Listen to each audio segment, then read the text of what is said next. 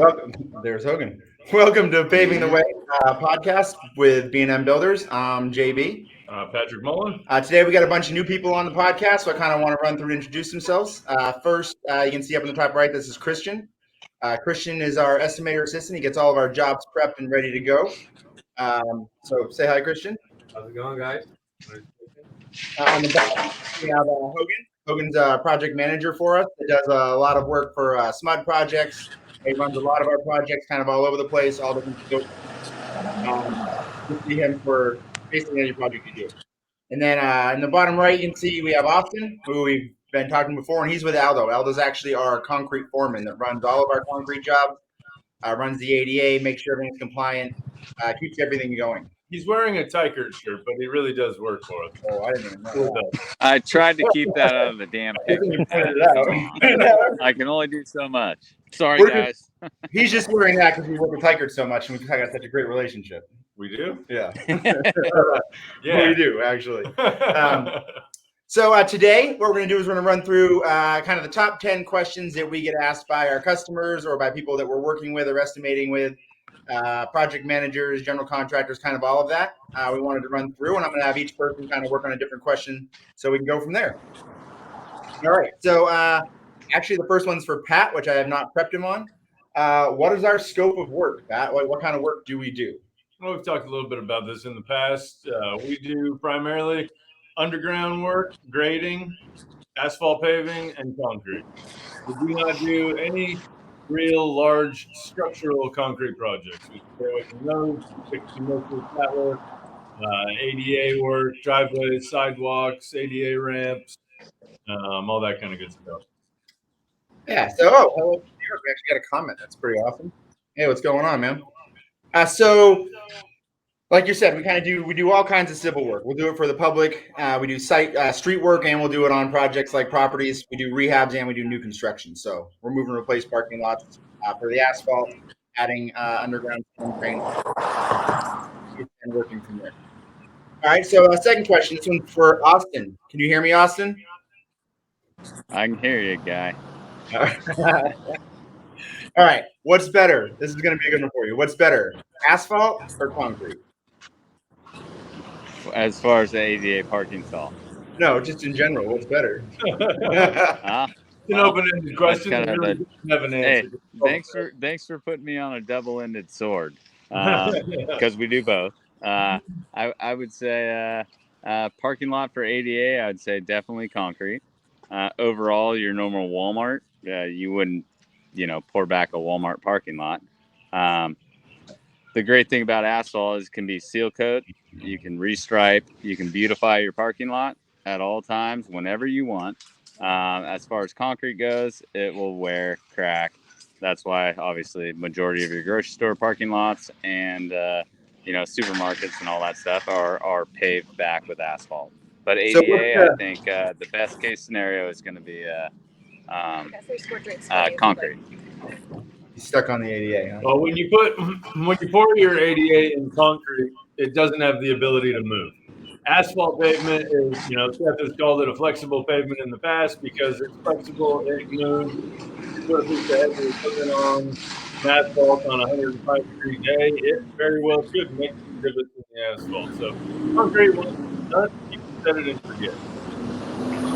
So that's going to require less overtime maintenance. Yeah, what you're saying. But yes. It does cost more up front to get done. It does. Concrete costs more up front, even with the new increased pricing in asphalt. Yeah. So asphalt's going to be a less expensive product, but it's going to last, and it's not going to last long. Concrete will be a little more up front, but it will last forever with almost no maintenance. Cool. Great job, Austin. Thank you. All right. Another question that we have that came in is, how can I tell if my asphalt is failing? Let me see. That's a good one for you. Okay. Seth was going to come in, but Seth's got a job he's working on, so I think you and I can kind of take this one. How can you tell if your asphalt is failing? That's a pretty simple question. When you start getting either lots of small cracks or big cracks, when you start seeing chunks of asphalt coming out, you definitely know it's failing. If you're starting to get tree roots lifting and, tripping hazards, I would call that asphalt failing. generally speaking, it's just about taking a look at it. If it's got cracks all over, it looks like alligator skin, it's failing. That's a good sign to look for, I think, is the cracks. Yep. If you see cracks, that's when you're going to start seeing failure in asphalt.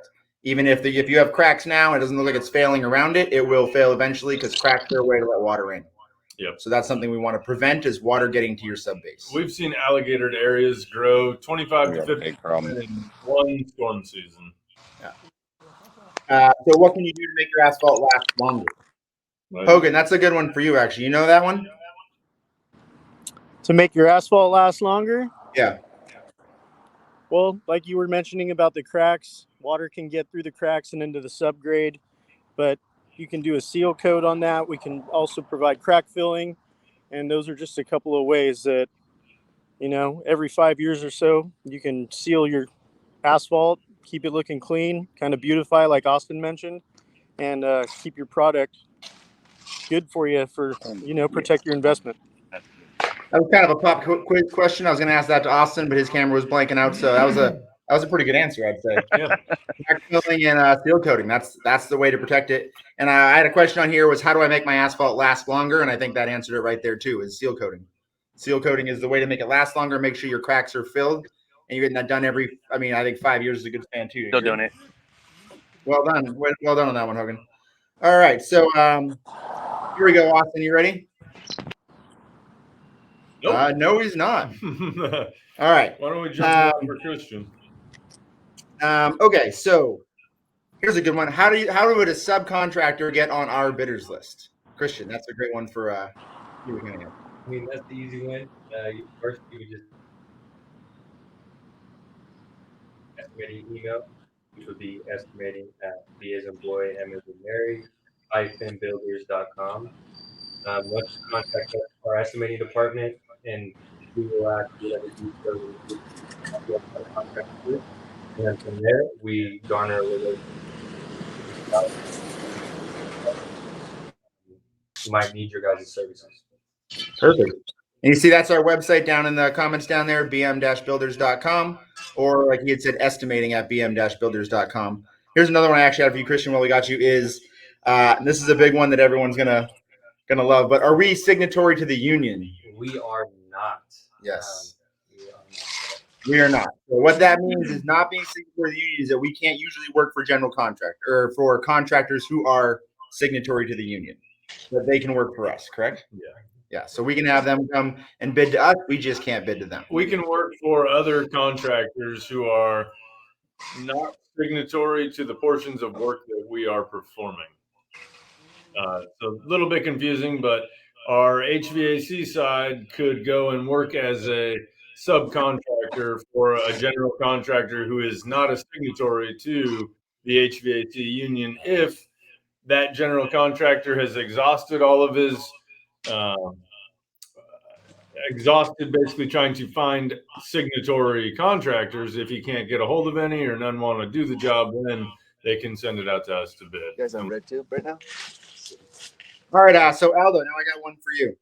How Yes. do I know how does the customer know if their property is ADA compliant? Like they don't know anything about concrete. They don't know anything about the site work. If they showed up on their site, how's the best way for them to know if they are ADA compliant? What should they look for?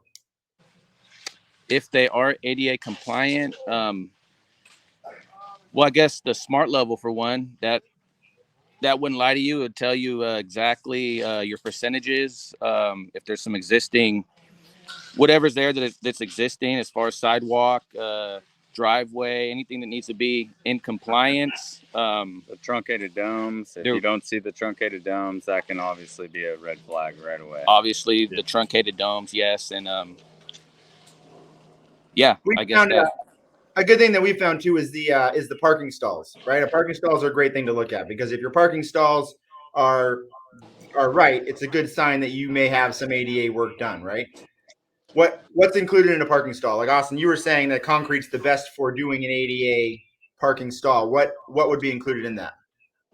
Parking stall, making sure if it's van accessible, you're cross hatching for the path of travel into the, if it's not concrete, into the concrete area, which puts you into the business, which should have a truncated dome on it.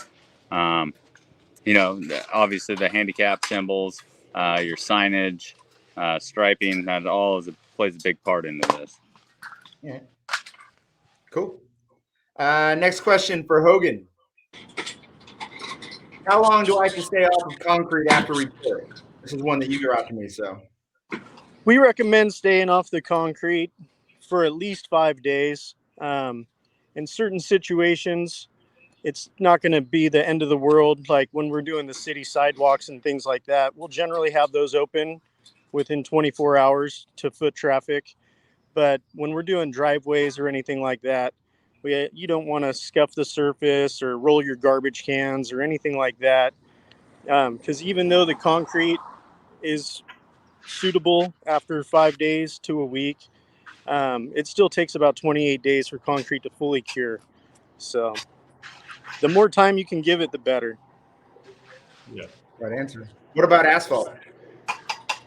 For asphalt, it has a cooling period, and once it gets cool enough, you can get on it right away. You don't want to turn your tires or anything on it too much so it doesn't unravel. But you'll see a lot of times in the roadways that we work on, almost right away after we're completing paving, we're letting traffic through, and that's because those aren't areas like a parking lot where they're going to be turning or making aggressive turns to get into a parking stall. In a situation like that, you'd want to give it at least 24 hours and a little cooling cycle so everything stays good and firm and not unraveling. Perfect. All right, and then one final question. This is for Christian again. What is our service area? Our service area is, for the most part, Sacramento County, Bay Area. You go down to about Stockton area, a little lower, then go into the Bay Area. We try to keep it around 2 hours area. We also We say about a 50-mile radius. So 50-mile radius from Rancho Cordova, but we go a little farther for asphalt. Yeah, that's At times generally too. speaking. The concrete crew, they stay a little bit closer because most of those jobs are not going to be one-day jobs. The paving crew can go a little bit farther for a day or two. They'll go out of town, stay in a hotel for a day or two. But most paving projects are so short that we're willing to go out of town, pave, and then come back. Whereas the concrete crew, if you're on a decent-sized job, you don't want to be staying. We don't like the guys to have to stay out of town away from their families for weeks or months on end. So we tend to stay closer to home when it comes to concrete. Cool. So that's all the questions I had. You have any questions you want to ask? Or No, I think I'm good. no? All right. So I thought this was a good experience to get everybody to see the team that you kind of work with when you're with B&M Builders. We're really proud of the team that we've built from the office with Christian and the PMs like Hogan and the foreman we have like Aldo. I think these are some really good examples of the guys out there doing some really good work for us. We're proud to kind of show you what they're doing out there. Those are the pictures that we kind of show when we post. We showed in the last video when Austin was out there live showing some stuff. We want you to see what these guys are doing. And then when they come out to meet you, you get to kind of put a name to the face to the name. Is that right? Something like that. Something like that. So cool. So I think check us out on it. LinkedIn, Instagram, Facebook, anywhere else we are. I don't even know. All the social medias except for TikTok. I thought you were on TikTok. Yeah, right. All right. Well, cool. Well, thank you very much. Tune in 2 weeks. We're going to talk about site assessments for asphalt and the ADA in a parking lot for like a property manager or somebody who owns the property. So if anybody has any questions, you can go ahead. Feel free to drop them in here or shoot us an email. Go to our website. Send us an email and ask us anything you got, and we'll answer it as best we can. And there's Christian's email up there on the screen again, estimating@bm-builders.com.